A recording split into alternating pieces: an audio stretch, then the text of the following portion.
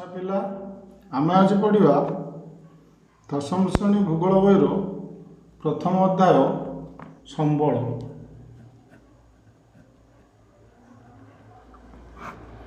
ସମ୍ବଳ ପ୍ରଥମ ପାଠ, ସମ୍ବଳ ଓ ତାର ବିକାଶ।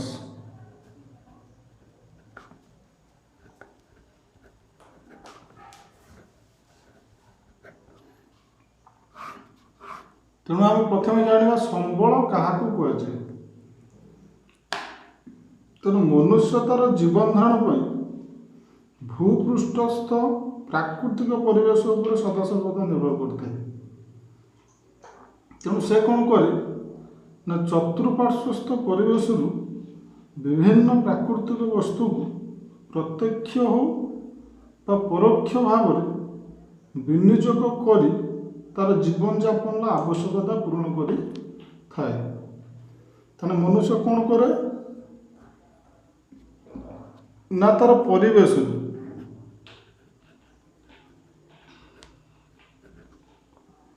କ'ଣ ସଂଗ୍ରହ କରେ ନା ସଂଗ୍ରହ କରେ ବିଭିନ୍ନ ପ୍ରାକୃତିକ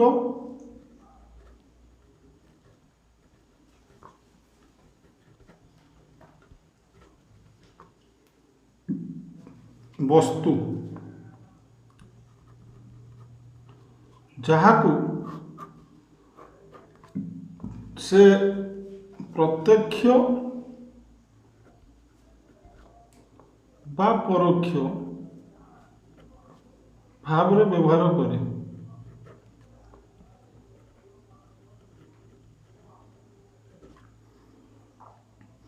ଏହା ଦ୍ୱାରା କ'ଣ ହୁଏ ନା ମନୁଷ୍ୟର ଜୀବନ ଶୈଳୀରେ ପରିବର୍ତ୍ତନ ଆସେ।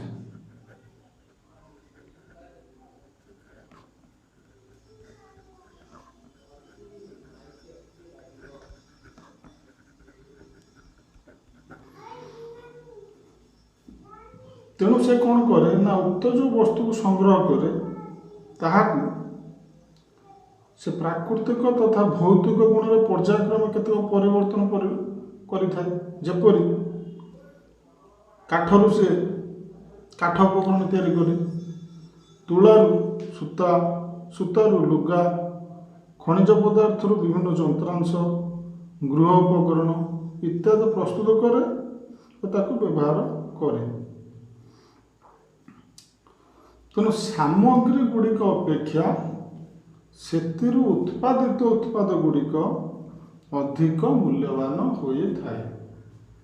ତେଣୁ ଆମେ ଜାଣୁଛନ୍ତି ଯେ ସମ୍ବଳ କାହାକୁ କହିବା। ତେଣୁ ସମ୍ବଳ ସେଇଆକୁ କହିବା ଯେ ସମ୍ବଳ କାହାକୁ କହିବା।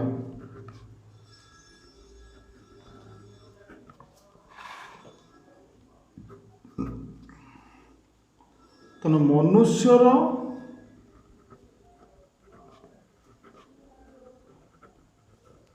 ବ୍ୟକ୍ତିଗତ ତଥା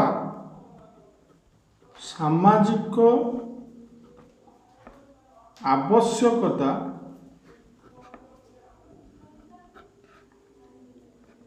ପୂରଣ କରିବାରେ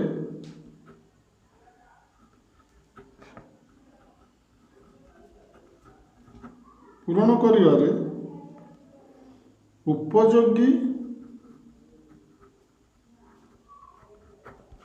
ଓ ମୂଲ୍ୟବାନ ବିବେଚିତ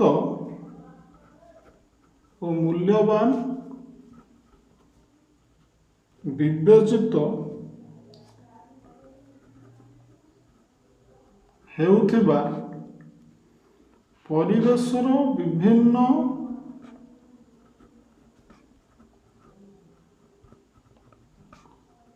ପଦାର୍ଥ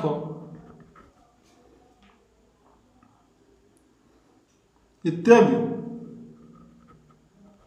ଯାହା ପ୍ରାଦ୍ୟୋଗିକ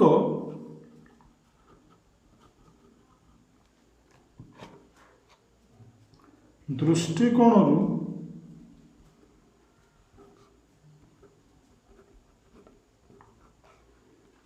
ସୁଗମ୍ୟ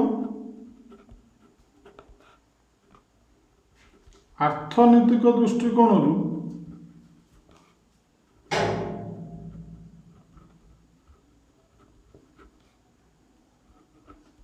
ସମ୍ଭବ ଏବଂ ସାଂସ୍କୃତିକ ଦୃଷ୍ଟିକୋଣରୁ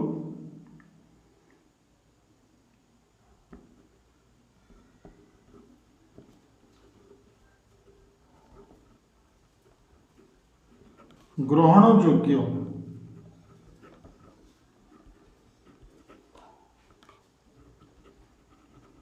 ତାହାକୁ ସମ୍ବଳ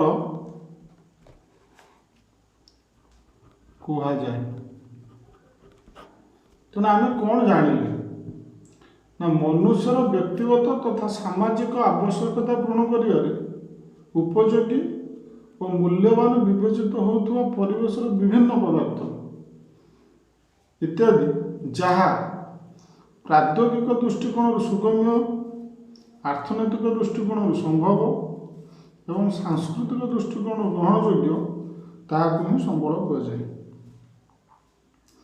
ତେଣୁ ପ୍ରାକୃତିକ ପରିବେଶରେ ଅବ୍ୟବହୃତ କିମ୍ବା ଅଜ୍ଞାତ ହୋଇ ରହିଥିବା ପଦାର୍ଥ ସମ୍ବଳ ରୂପେ ବିବେଚିତ ହୋଇନଥାଏ।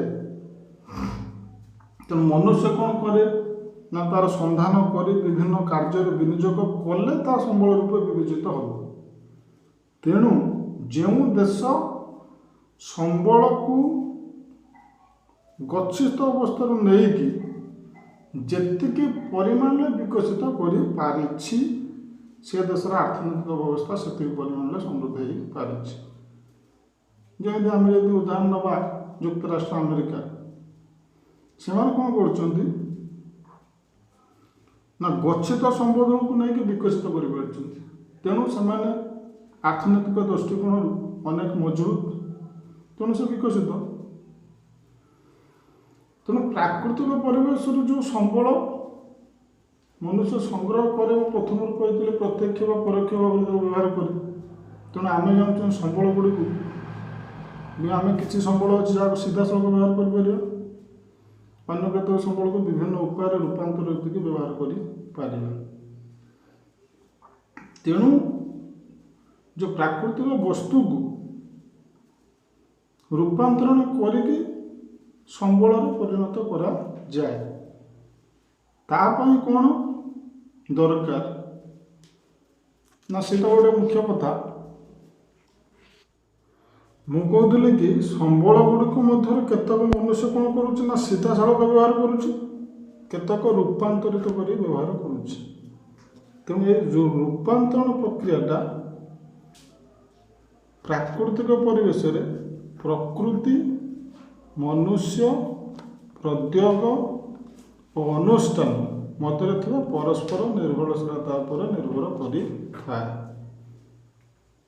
କିନ୍ତୁ ଅନେକ ଭାବନ୍ତି ଯେ ସମ୍ବଳ ହେଉଛି ପ୍ରକୃତିର ଏକ ମୁକ୍ତ ଦାନ, ମାତ୍ର ଯଥାର୍ଥ ନୁହେଁ।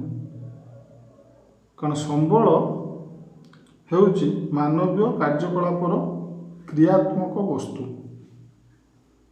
ତେଣୁ ସମ୍ବଳର ବ୍ୟବହାର କ୍ଷେତ୍ରରେ ମନୁଷ୍ୟର ଭୂମିକା ବିଶେଷ ଉଲ୍ଲେଖଯୋଗ୍ୟ। କାରଣ ମନୁଷ୍ୟକୁ ସମ୍ବଳର ସ୍ରଷ୍ଟା କୁହାଯାଏ, ଉପଭୋକ୍ତା କୁହାଯାଏ, କ୍ଷୟକାରୀ କାରକ ଭାବରେ ବି ବିଚାର କରାଯାଏ। ତେଣୁ ଅର୍ଥନୈତିକ ଭୂଗୋଳରେ ମନୁଷ୍ୟକୁ ଏକ ମୁଖ୍ୟ କର୍ତ୍ତା ଭାବରେ ଗ୍ରହଣ କରାଯାଇଥାଏ। କାରଣ ମନୁଷ୍ୟକୁ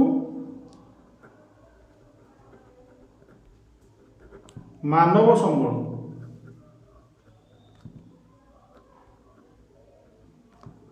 କୁହାଯାଏ। କାରଣ କ'ଣ? କାରଣ ଉତ୍ପାଦନ, ବଣ୍ଟନ, ବ୍ୟବହାର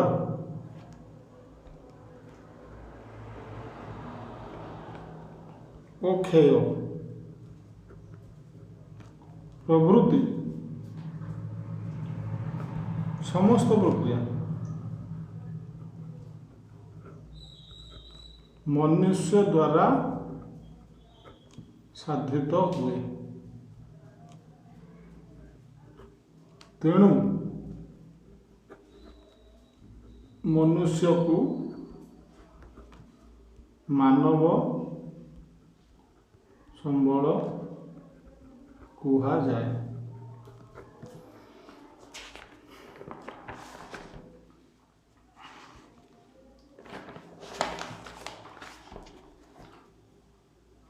ତେଣୁ କୌଣସି ଦେଶର ଲୋକମାନଙ୍କର ଜୀବନ ଧାରଣ ମାନ ଉକ୍ତ ଦେଶର ସମ୍ବଳ ଓ ଜନସଂଖ୍ୟାର ଗୁଣ ଓ ଆକାର ଉପରେ ନିର୍ଭର କରିଥାଏ। ତେଣୁ ଆମେ ଜାଣିଲେ କ'ଣ ନା ଦେଶର ଲୋକମାନଙ୍କର ଜୀବନ ଧାରଣର ମାନ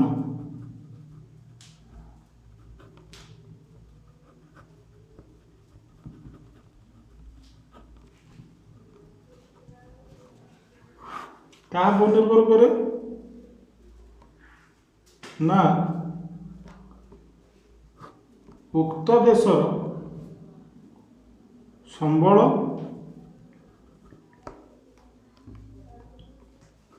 ଜନସଂଖ୍ୟାର ଗୁଣ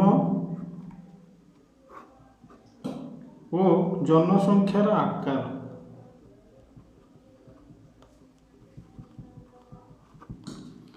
ତେଣୁ କୌଣସି ଦେଶର ସଭ୍ୟତା କିମ୍ବା ଅର୍ଥନୈତିକ ବିକାଶ ଉକ୍ତ ଦେଶର ଜନସଂଖ୍ୟା ପ୍ରାକୃତିକ ସମ୍ବଳ ଓ ମନୁଷ୍ୟମାନଙ୍କର ସମ୍ବଳ ବ୍ୟବହାରକାରୀ ଗୁଣ ଉପରେ ନିର୍ଭର କରିଥାଏ।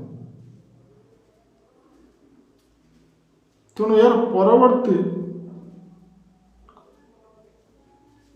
ପାଠ ଜାଣିବା ପାଇଁ ଆପଣ ପରବର୍ତ୍ତୀ ଅଧ୍ୟାୟକୁ ଦେଖନ୍ତୁ।